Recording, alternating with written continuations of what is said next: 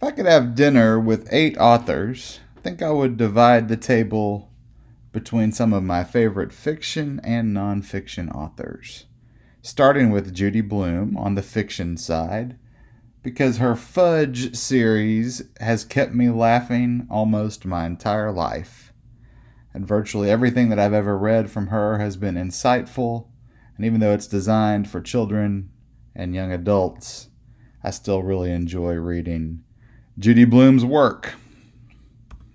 Next to her, I'd put Louise Fitzhugh, if only just because she wrote Harriet the Spy.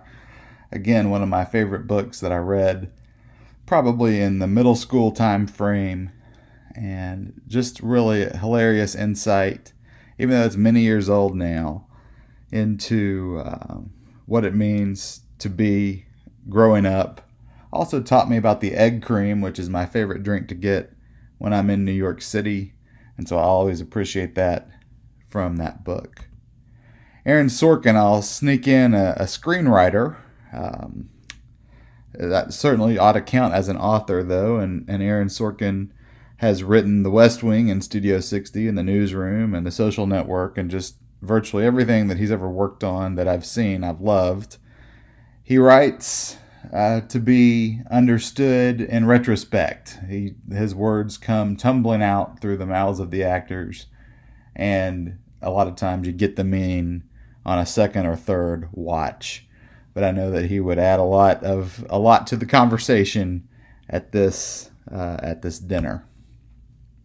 I tried to avoid saying J.K. Rowling because I felt like that was maybe a little bit something that everybody would pick, or a lot of people would pick. But really, the Harry Potter series is one that I still read, and it's sometimes hard when there's a luxurious moment to read fiction to say, okay, do I want to reread some Harry Potter, or do I want to read something new?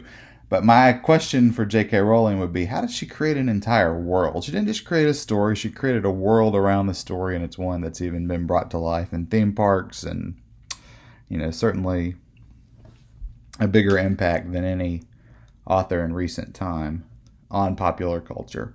On the nonfiction side, I'd probably start with John McPhee. John McPhee wrote many things. He's fascinated with the ordinary, and I appreciate that about him, that he wrote a great book called Uncommon Carriers that's about UPS and FedEx and over-the-road trucking, and just all amazing, fascinating series of stories about something that we might not give much thought to most of the time.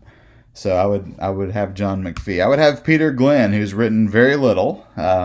Peter Glenn wrote a book called It's Not My Department that I picked up for $1 at a Walden Books closeout back when we still had Walden Books, and taught me so much about customer service. This is the only picture I could find of him. It's a crop from the cover of that book where he's making the C sign, as he calls it, showing that he's a customer and that he's going to really demand satisfaction.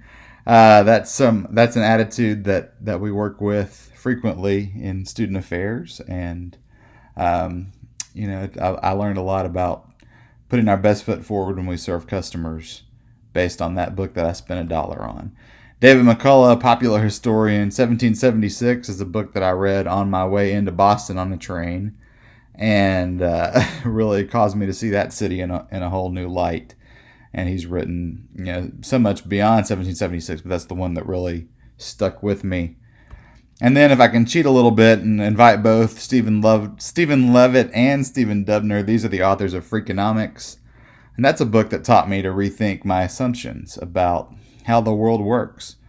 And it's full of stories about economic experiments or social experiments, studies that backfired, proved the opposite of the original hypothesis, and kind of opened my eyes to trying to understand the way the world works sometimes in ways that are not what we might expect. And if both of them came, then I'd have to give my seat to them. But if I could only get one of the authors of Freakonomics, I guess I'd sit down at the end and join them. But this would be a group that I would really love to spend an evening with, learning from and watching them learn from each other.